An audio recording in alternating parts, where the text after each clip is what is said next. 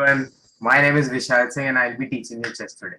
So in the previous class, we had learned about the movement of the bishop and how to utilize it efficiently in the game. And today we'll be learning about the movement of the knight, obviously how to utilize that efficiently as well. And if we have some time left, we'll also do how to create an attack using a knight. Alright, so let's start with the class. I'll be sharing my screen now. Okay. So I've mentioned this quite a lot of times, but that the knight will only move in an L pattern. Do you see this L? And this is the only piece that can jump over any of the pieces. So this is how a knight can move. Now you see the star at a C5 is in the attack range of a knight. So that is how we are going to capture. Now, do you see this another L over here? So that means the star at D7 is again in the range of our knight. Very simple. So we'll be capturing that. Now moving on. Uh, Again, this is very simple. If I draw the L shape for you guys to understand each and every move, it will actually be looking quite confusing. So I'll show it to you guys once. So this being 1, 2, 3, 4, 5, 6, 6, and then finally 7. So that is how the knight will move. Got it? Instead, I can just do it like this. It will be quite easier for you guys to understand as well, right? Okay. So let's begin. Knight to d3 to e2, knight to d4, knight to f3 to g5, knight to f7, and then finally knight to h8. Simple. Got it? Now over here, you have two options, right? So this is in the attack range currently, and so is this star in the attack range. Which one would you go for? Any idea? Uh, Give it a minute, think about it, and come back. Okay. So the correct answer would be to go for this star here at d5. Why?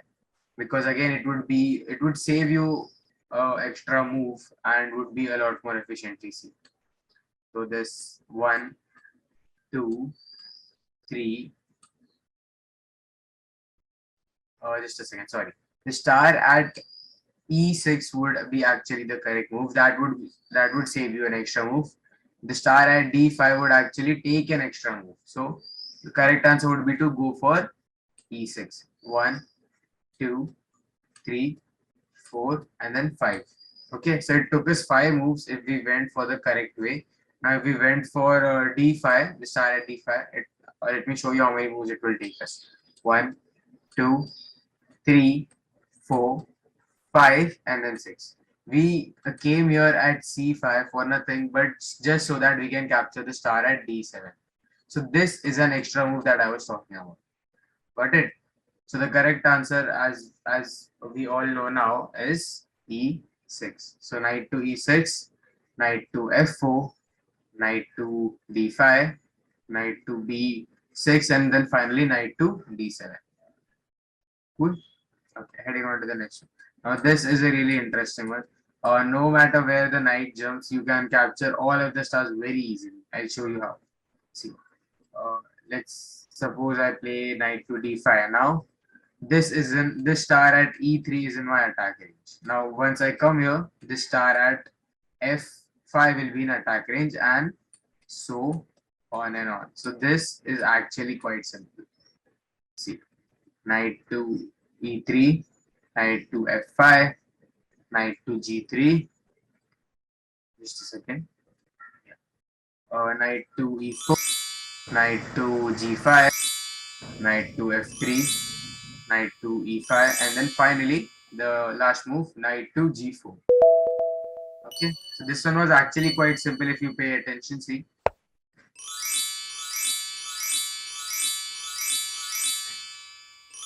simple, right?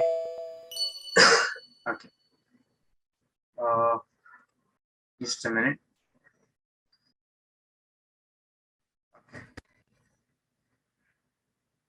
So again here you have two options. There are two stars in the attack range, that is the star at f4 and the star at f2. Which one would you go for?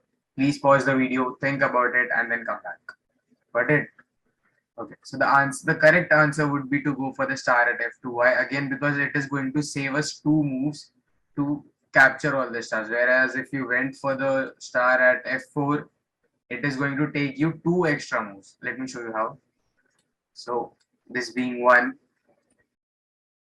2, 3, 4, 5, and then 6. It only took us 6 moves to capture all the stars. Whereas if we went for the star at f4, let's count 1, 2, 3, 4, 5, 6, 7, and then 8. So these two are the two extra moves that I was talking about. Got it? Because the horse can only move, the knight can only move in an L pattern, so it's impossible to directly capture it from there. We have to get it around and then finally capture it. Okay, so the correct answer, as we all know now, is f2. So knight to e4, knight to c3, knight to e2, knight to f4, and then finally knight to g6.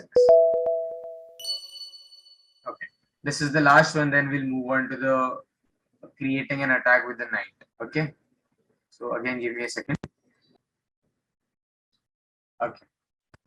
Okay, so again, this is quite tricky. Please pause the video and then come back, think about it, give it a minute or two, and then come back.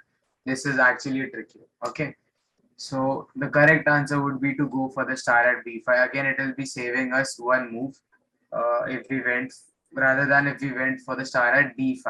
Okay, this is, so the star at b5 was the correct answer. So I'll show you how. 1, 2, 3, 4, 5, 6, 7, 8, and 9 moves in total. So it took us 9 moves overall to capture all the stars if we start with the star at d5. What if we started with the star at d5? Let's count.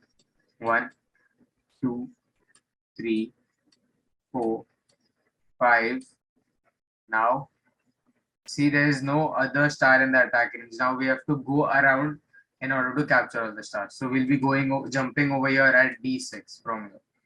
So let's count again. 1, 2, 3, 4, 5, 6, 7, 8, 9, and 10. So it took us one extra move. This block at d6 is the move that I was talking about.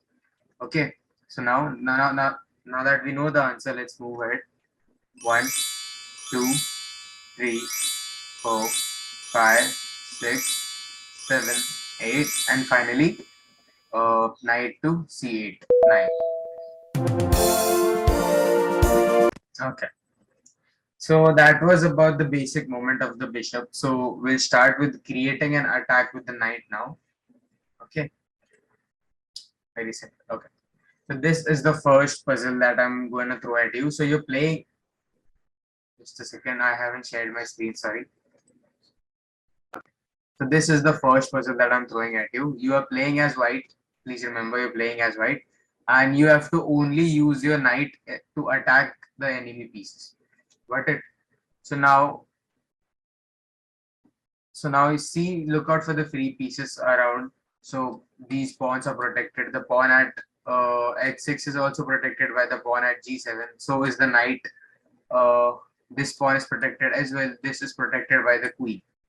The bishop is protected by the queen as well. So all of them are protected, right? Uh, just the queen is not protected by anything. But even if the queen was protected, we can still attack the queen. Why? Because the queen is worth 9 points and our knight is only worth 3 points. So it's actually good if the exchange does happen, right? Because we'll be losing knight, which is a quite less powerful piece compared to a queen, which is actually the most powerful piece on the board. Alright, so the knight is in the attack range. We have two options. We can either jump to, you know, b5 or to d5, but we cannot jump to d5. Why? Because the enemy knight and the enemy pawn can kill our knight over there. See, so we should always avoid that. we can jump. What we have to do is simply play our knight to b5 in order to attack this queen. Got it? Okay. So I guess the time is up. So that is all for today. We'll be continuing this in the next class. Hope you guys enjoyed. Have a nice day. Thank you so much. Bye bye.